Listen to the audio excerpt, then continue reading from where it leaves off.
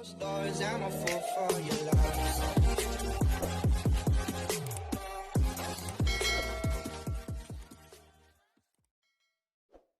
Hello guys!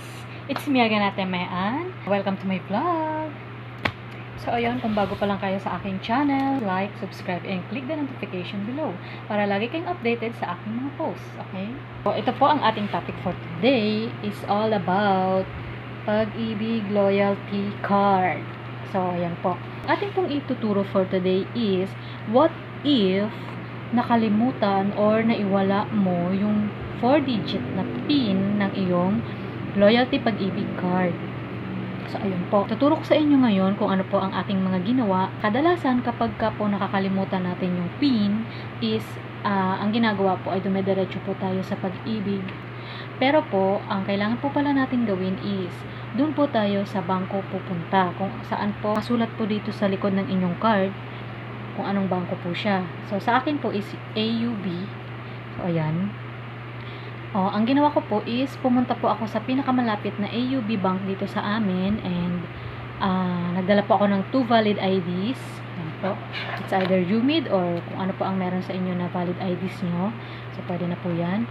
Tapos, pagdating ko po doon, nagtanong ako sa guard saan counter ako pupunta kasi para ma-recover po yung PIN, 4-digit na PIN sa aking Loyalty Pag-ibig 2022 pa nung nakuha ko to and sobra talaga ako makalimutin. So, ayun.